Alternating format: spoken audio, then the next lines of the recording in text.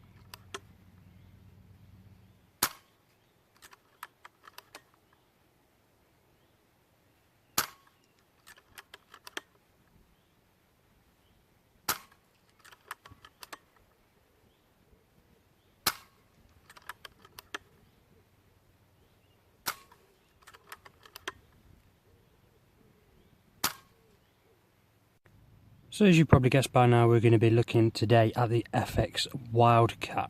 This is a personal rifle of mine, one I've just acquired in the past sort of 3 or 4 weeks. And now I've got out with it as much as I possibly can. I've got to know it, got used to it, and we'll go for a review of it. So as you can see, this is the synthetic version. You can also get these in the walnut and laminate versions. This one retails at $9.99 at Sports Guns, which is where I bought it from. Top guys there, if you do want anything from them, give them a shout. I'll leave a link in the description to them. Mike at Sports Guns are top guy, and Sports Guns will deliver anywhere in the England and Wales.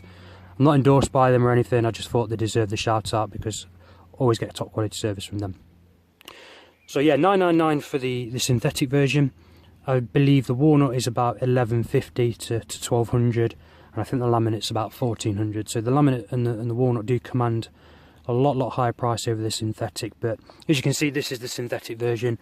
It does feel really nice. Now, one thing that I do like about this, it's not a cheap plastic. It has got a textured, almost rubber feel to it.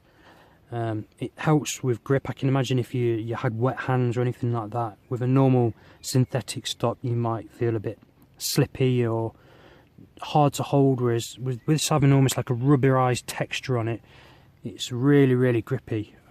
Even with gloves on, I think you'd have the best grip in the world on this. Obviously it also does have contoured finger grooves for your fingers, which helps with the grip a lot more as well. Okay, so starting at the rear of the rifle, we've got the nice rubber butt pad. It is non-adjustable, but it does feel nice in the shoulder. It's nice and soft, so you don't feel any recoil. Not like the recoil anyway, because we're talking about a PCP rifle here. But it is very comfortable in the shoulder. Moving up, we've got the safety. Now this safety will only engage into safe once the rifle is cocked and has a pellet in the breech ready to shoot. Otherwise, it will not go all the way into safe. There was a few remarks about the earlier versions of these with the safety not being very... Not feeling like it's getting into safe, not feeling like you're getting a positive click into safe and a positive click into fire. I don't seem to have that problem, but mine's one of the newer models. I say I've only owned it for the past 3 or 4 weeks, and it does seem positive in my opinion. I'd feel comfortable that when it isn't safe, it feels like it's going to stay in safe, and likewise for fire. Okay, so we're just going to take a slightly different angle now to talk about the magazine and how it loads. Hopefully you can see from this angle. Now the magazine slots in here. To release the magazine, you just cock the rifle and the magazine pings out. And all the magazine uses is just a spring-loaded ball bearing on either side, which holds it in place. There's no slotting it into any grooves or anything like that, which makes it very easy to pull out and put back in again. Now it is an 8-shot rotary magazine, and around the edges you can see it's just got little indexing grooves. Now what happens is inside there's a little arm that when you cock the rifle, it just pushes against these little grooves, indexing grooves, and rotates the magazine every time it's cocked. as you can see, it's just took the paint off where it catches and turns the magazine in there. Once you've loaded your pellets, you just slot it back in, and it, as I say, it literally pushes in. You have to rotate it slightly, and then your cocking arm moves back forward again, and it's ready to shoot. And as I said about the safety, as you see now, it now will ping into safe. That's because obviously the rifle is now cocked and live and ready to shoot. And as you can see, and probably hear, that's a very, very positive safety. Now, as I said, there was rumours about the safety not being very good before. Now, whether they've altered that in the newer versions and upgraded it to feel a bit more positive, I don't know, but I think it's sounding very positive as it is. Now, the biggest advantage on this rifle is the fact that the cocking arm, the cocking lever, is further up the gun than most other bullpups. I'd say 95% of other bullpups, which is nearly all of them with the exception of a couple, the cocking lever is right on the breech where it would be on a conventional rifle, either on the rear or obviously created on the side because your cheek's right up here. Now, the advantage of that, and one of the reasons I like the Wildcat, is it makes it far easier to cock the rifle and keep your cheek on the rest and your line of sight down the scope, so you never really have to adjust your grip or anything like that. You can literally take your hand off, cock it, push it forward, and you're ready to shoot again, and you've barely moved anywhere, and you're right on point of aim yet again. Now, it's ideal for any follow-up shots if you're out in the field shooting game or vermin, and it also helps if you're just target shooting. Really, obviously you want to be keeping on aim as much as possible with very little movement, and with the cocking arm being forward compared to other rifles, that helps massively. It is connected by a little rod. I don't know if you can see that silver rod there, and that connects it all the way down to the breech. It is very smooth in my opinion. I have got a Crow as well, puncher breaker, that I've got on test, and even though the cocking lever is back here on the Crow, it's very stiff. I would expect this one to be stiffer with it being further away. However, it's very light and very smooth. Also, while we're here, we'll talk about the trigger. Obviously, with it being a conventional bullpup, the trigger is a lot more forward in compared to the position of where it would be, i.e. here, on a normal rifle where the stock would extend backwards. Now again, this is connected by another rod that runs on the inside here up to the block, and again, it is very light. I've not adjusted mine out of the box. I think it's perfect the way it is. Although if you were to take the stock off via the little screw there and the one just there, take the stock away, there is some adjustment screws to adjust the first and second stage and travel, lightness, etc. It is a fully adjustable 2-stage trigger. But as I said, out of the box, it's perfectly fine for me. It's got a nice little take up until you feel the second stage, and then the smallest of movements, and that releases and your shot's away. Now, moving more to the front of the rifle, or the centre as we speak at the minute, we do have a full rail on top. Obviously this is forward of the breech with it being a bullpup, and this rail, I'll try and show you, and if you can see that, has got an 11mm rail on top, and it also does have a 20 or 21mm rail as well, so you can use whichever mounting scope brackets you want. As long as you're 20mm deep enough to get around and over the top of the 11mm, you can use either or. I've got 11mm on mine at the minute, just it's because the scope mount that I had lying around. Moving forward, I've added a bipod onto mine. Obviously I've had to drill the stock for that, but it just helps with laying down resting or bench resting when you want to shoot, but that's irrespective of the rifle. Now at the front here you do have your field where your field pro goes, sorry. Now this just twists around, it does come off as well, and it does expose the gauge, which you can see through the front, which I'll show you in a second. But just to prevent any dust getting in or anything like that, you can turn that and it obviously closes off so you don't get any dust. And it is a quick fill, so you just put in your filling adapter, fill up to your required pressure. I think these are rated for 220 cc's of bar pressure, sorry. And then I'll just show you on the front if we can see it. You do have, if you can see that, there we go, just a little field pressure gauge there, just so you know what fill you're at. Now this does have a fully shrouded barrel. It is a working shrouded barrel, or working shroud should I say. Obviously the shroud doesn't extend past there, but it does here. Now the barrel actually itself, if you were to take the shroud off, actually stops around there, which gives you about 2.5 to 3 inches worth of shrouded cavity. Now what I have done with mine is I got in touch with Effective Tuning, and I got a baffle kit for mine, which just takes away some of the thud at the front end, and it does help a lot. But these are very, very quiet anyway out the box. Depending on what you're using it for, whether you're using it for hunting or target shooting, or target or plinking, whatever you want to say, you could get away with not having any shrouded baffles in there. It says it's already quiet as it is, but I've just put the baffles in because I do go out vermin hunting as well for squirrels and pigeons, so it just helps take away that thud. Now the eagle-eyed amongst you might have also noticed some of the writing on the side of the block there. One of the predominant ones is the smooth twist. Now if we just zoom back out, and we'll just talk about smooth twist. So what is smooth twist?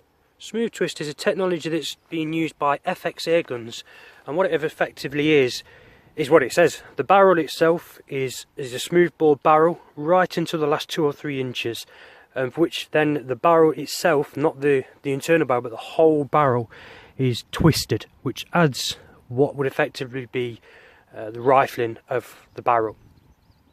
So obviously for the first, the barrel's back here, maybe this much, your pellet is travelling down a smooth bore barrel, and then maybe this section here is what's twisted and adds the spin to your pellet as it leaves the barrel to give it the stability in flight.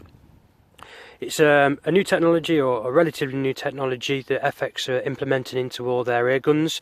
It's mainly found in the Wildcat and also the FX Impact, and it just goes against conventional rifling really, where the whole barrel's rifled. It works just as effectively as a fully rifled barrel does, and I'm still getting pellet on pellet at my zero, which is 25 yards, and also I have seen these out to 50 yards. I don't shoot out to 50 yards that much, but out to 50 yards they're getting under 1/2 inch groups. Now one thing I have seen and read about these rifles, and the barrels in particular, FX, is they test every single barrel that they produce there. And what they do is they put it in a slave block that's crimped into a vise, and then they fire 5 to 10 pellets through it at 20 metres and 50 metres. And if at 50 metres it's not achieving at least under a 1/2 inch group at 50 metres, the whole barrel's scrapped and they don't use it. Which effectively means that every single FX rifle that comes out the factory, the barrel in particular, should be at least shooting 1/2 inch groups at 50 yards, which is amazing really. I say I normally shoot to 30, 40 yards at the most, which is all I really need when I'm out in the field, and I'm getting almost pellet on pellet at them distances. If you've got a steady aim and you can take it out further, then you're going to get some substantial groupings there.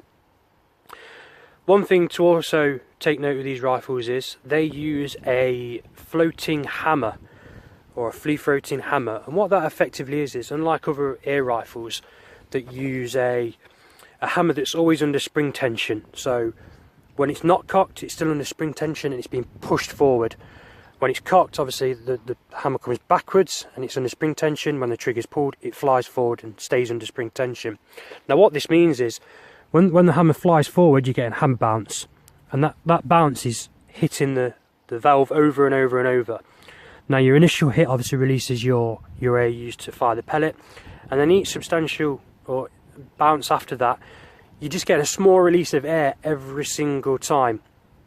Now what the Wildcat uses is obviously the free floating hammer system, and what that means is while the rifle's not cocked, it's loose, it moves around, you can hear it, you can shake the rifle. We'll do that, you should be able to hear it. I don't know if you can pick that up, but you could hear the barrel, the hammer there, and it's not under spring tension while it's cocked. It's only under spring tension when the rifle is cocked, which means that the spring tension comes on when it's cocked, the trigger's released, or the trigger's pulled, and the hammer flies forward. It hits the valve, but then because it's not under spring tension anymore, there's no bounce on that hammer into the valve. It literally hits and bounces away, which means you get no hammer bounce and no loss of air. And with that, these are producing well over 200 shots per fill. I haven't counted yet, but I know that I got a very substantial amount of magazines out of mine before, from a 230 bar fill right down to about 100 bar. I think looking at stuff online and reading online, you're looking around the 240 to 260 shots per fill, which is absolutely amazing. I can take this out in the field to have an hour's plinking or sit down shooting some vermin, and I don't have to take my bottle with me. I've only got a small 3 litre dive bottle, but I don't need to take it with me. I can fill it up before I leave, and I can have enough shots to keep me going for an hour or two's worth of shooting and come back and not have to worry about filling up, which means I don't have to lug a big bottle around with me. If you're one of these guys that carries around a 12 litre bottle or a big bottle, and you're using something that only achieves 60 shots, and you're having to lug your barrel around with you, your bottle around with you to fill up every so often. With this, there's no need. You fill up before you leave, you go on your session shooting, you come back and you've got enough air to go for your whole session. Now you can get these in 3 calibers, 177, 22 and 25. The only difference being is the 25 does have a longer cylinder on it, which matches more up to the length of the barrel of the shroud you see now. But apart from that, just the 3. This version's 177. I don't have a preference in which calibre I prefer, but 177 for me is just, it's easier, it's a flatter trajectory. So that's why I use 177. So that's the FX Wildcat. If you did like the video, let me know. Leave me a comment. If I have forgot something or there is something you wish to know that I may have missed out of the video, which I probably have, drop it in the comments below. But yeah, this is the FX Wildcat. Next week we'll be looking at the Crow puncher breaker, and then what I might also do is a comparison video of the two. Obviously with the Wildcat being a what you'd call a top end budget, being at £1,000, and the Crow being at a budget bullpup at around the sort of 450-500 mark. So I'll do a comparison video on the two. But if you did like this video, give it a thumbs up for me, give it a share, give me a subscribe, and leave the comments down in the comments below and let me know what you thought. Thank you.